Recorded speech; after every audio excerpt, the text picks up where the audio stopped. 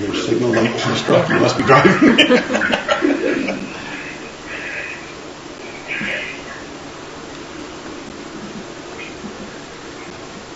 Moved by Councillor Scampanella, seconded by Councillor Rolla. Resolved that the special meeting commence at the hour of 2 p.m. And be further resolved that Council acknowledges that we are meeting in the Robinson Superior Treaty area on lands that have been traditionally used by the several Indigenous nations. But we would like to pay special recognition to our closest Indigenous neighbours, the communities of Bittiga, Anishinaabe, and Pic-Mobert First Nation. We wish to recognize the long history of the First Nations and Métis people in our region specifically and show respect to them today.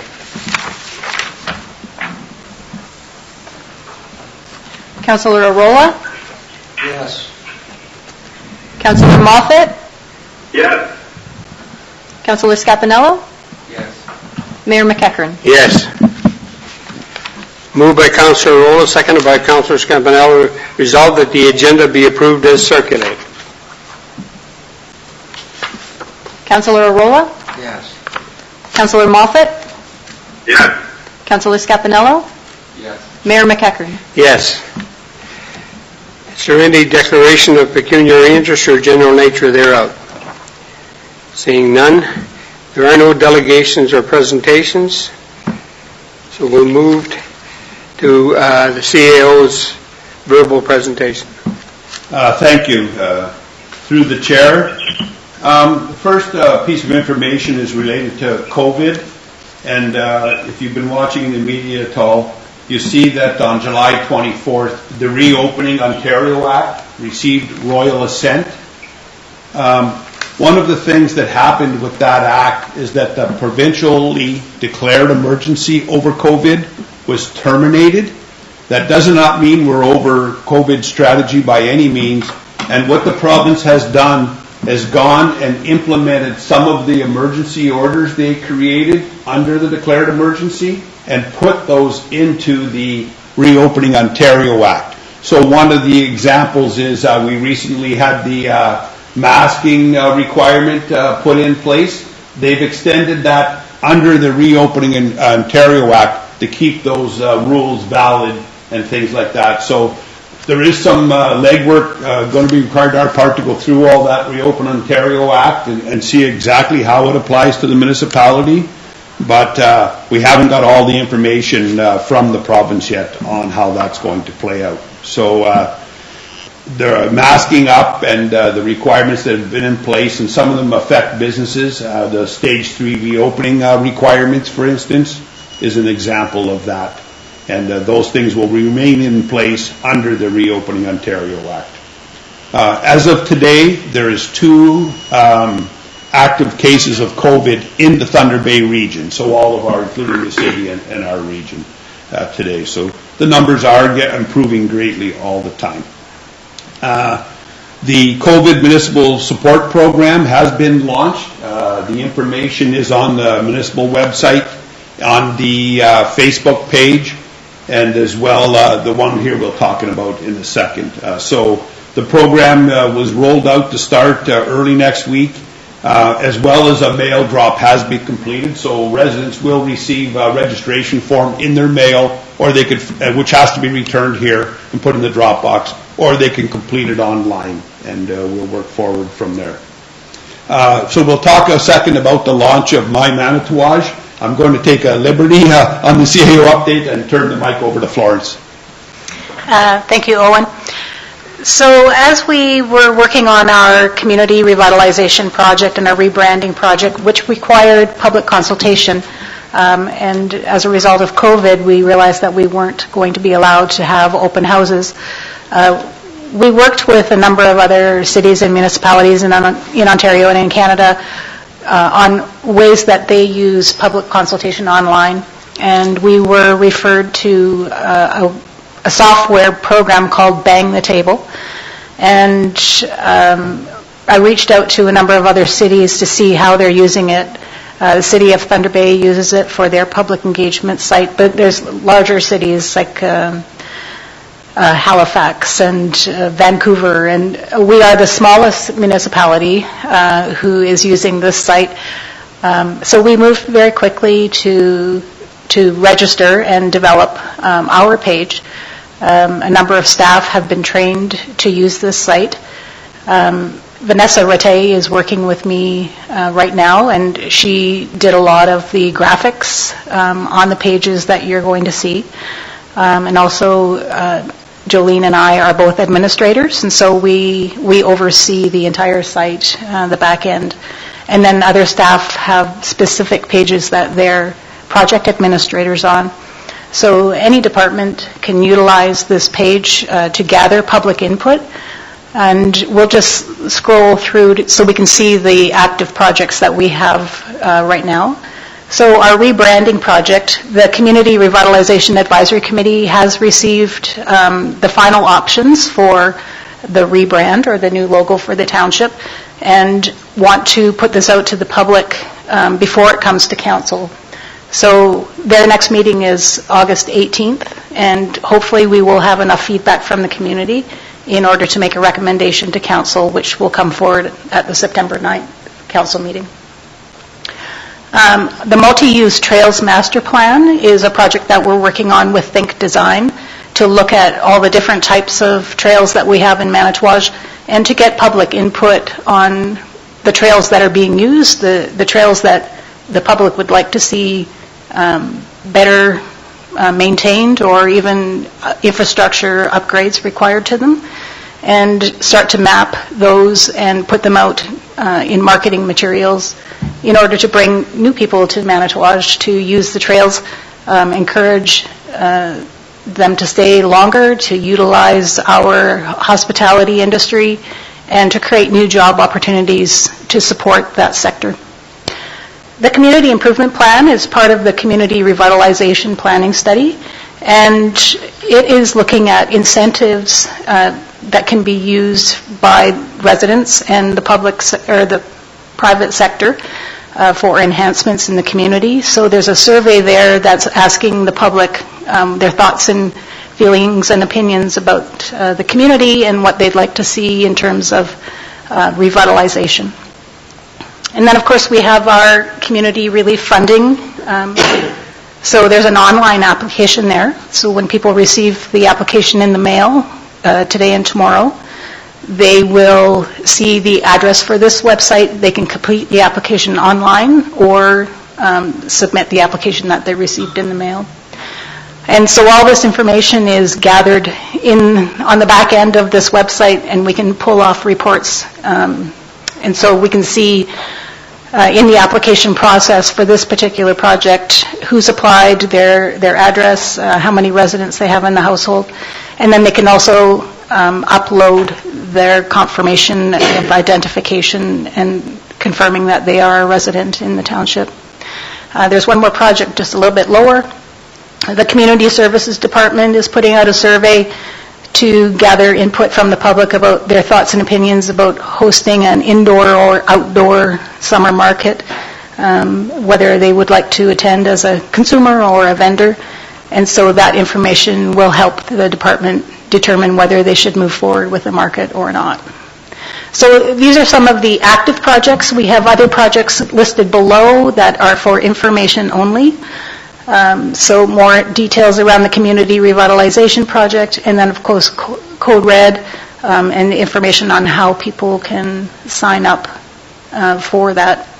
But Chris, maybe if you just want to click on one of the active projects. Anyone? Sure. So you can see which staff member is assigned to that project and then who we're working with. So Stefan Huzan is a consultant that's working with Form Studio, and then Kim McKee is also the architect who's working on that project. If you scroll down a little bit more, it shows you the key dates of when council approved the project, any documents that are coming forward out of that, the life cycle, whether it's open or under review or final report.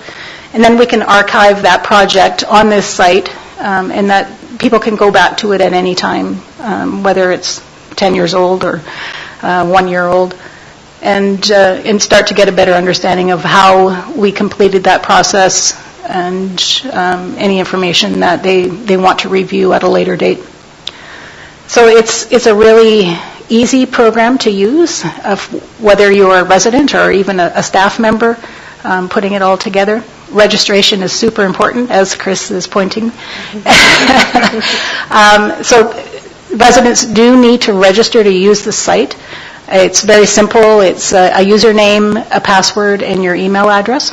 And there are privacy policies that go along with the software program. And the program is moderated by Bang the Table. So, for example, if someone wanted to make a comment and used inappropriate language, the comment would not get posted. The moderator through Bang the Table would contact the user at their email address that they provided, let them know why it's not going to be posted, and give them an opportunity to clean up the language, and then it can be posted.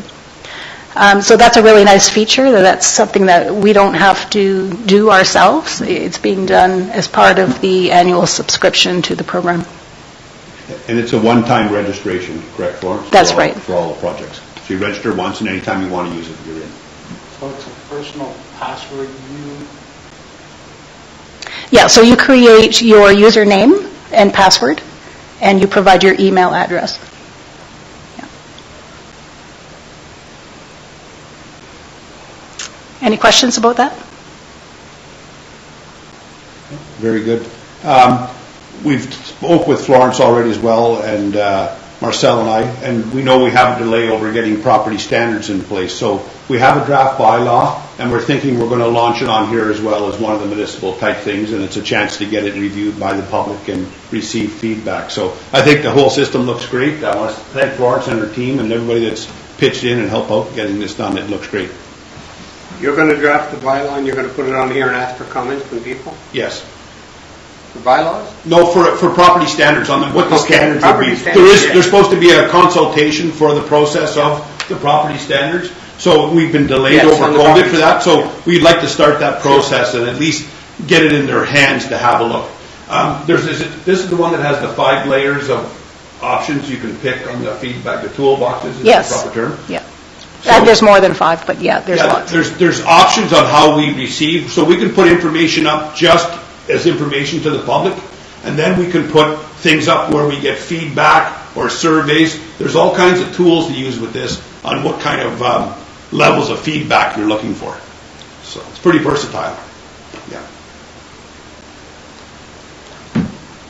Okay. It's good. Thank you very much, George. Yes, thank you. That was very good. Yeah. Just to carry on with the update then, we got a little sidetracked there, but I think it was worth the diversion. So thank you. The AMO delegation, a request that we made has been granted. So we have our delegation on August 17th at 1 o'clock. So Councillor Hudson, Mayor McEachran and myself will be taking that delegation. The original concern, one of them was about highway maintenance. We have been in contact and have been working with the MTO over that issue and making good progress. It's been a good conversation, and they're changing the way they manage highway maintenance in our areas, and it's going to be positive for us. So we'll put the other concerns together, which was the brush clearing and the narrowing of the brush along the 614, about getting that done, and we're reviewing some other MTO projects, and we'll have our package put together for August 17th. We did make 2 other requests for delegation, one to the health unit, Minister of Health. We haven't got a response on that yet. And the other one was to the Municipal Affairs and Housing over COVID expenditures. And there's lots of work going on at provincial levels for that right now. And so whether we're going to get a delegation or not, we don't know. We are expecting some kind of provincial announcements about it. So maybe that's why they're not granting delegations on that particular topic. Karen Bradica from Municipal Affairs and Housing did phone us and asked about what costs we have had and how we got them and what they came from. So she's aware of what we're looking at. So we did have conversation over that. Next item, Public Works has placed 2 new zero-turn lawnmowers in town, and it's noticeable. If you look around town, they've been doing lots of mowing and cleaning things up. Certainly able to cover a lot more ground and get work done in short order efficiently, so it looks good. We also received our a new sidewalk MT5 plow this week as well, so it was a total rebuild where we didn't buy a new one. We go on an exchange program, exchange our unit, and get it completely reconditioned, new ergonomics, new engine, and full warranty. So that piece of equipment arrived this week as well and will be getting placed into service. We've been in contact with the auditors. We've been wanting to complete this project of the 2019 audited statement. Chris has been working with them, and they are giving us a date now of coming to a council meeting or attending a Zoom or whatever in September to update council on the 2019 audit. The runway repaving project, we're out to tender as we speak. Tenders closed August 5th. So we'll get those documents back. The engineering will review them with a recommendation to council at the August 12th council meeting with the successful bidder, and hopefully be able to start work on the repaving project shortly after that date. So we have some interested parties come and view the project already, so we're hopeful that we get a few bidders and we're able to get that work underway. Thank you. That's my. Okay, thank you. Do you have anybody have any questions for? Okay, thank you, Mr. Carney. Moved by Councillor Scampanello, second by Councillor Arola. Whereas Section 239(4) of the Municipal Act 2001 SO 2001 C25 provides that before holding a meeting or part of a meeting that is to be closed to the public, the municipality or local board or committee of either of them shall state by resolution the fact of holding of the closed meeting and the general nature of the matter to be considered at the closed meeting. Now therefore be it resolved that this meeting is hereby closed to the public as the subject matter being discussed falls under the following sections. 1. Section 239(2)(b), personnel matters about an identifiable individual including municipal or local board employees. Motion submitted by Councillor Arola. 2. Section 239(2)(e), litigation or potential litigation including matters before administrative tribunals affecting the municipality or local board, divisional court update.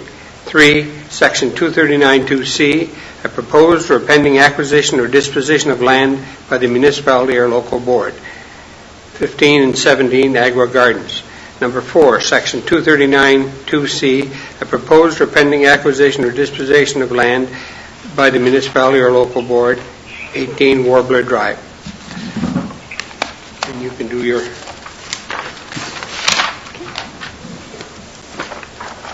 Councillor Arola? Yes. Councillor Moffat? Yes. Councillor Scampanello? Yes. Mayor McEachern? Yes.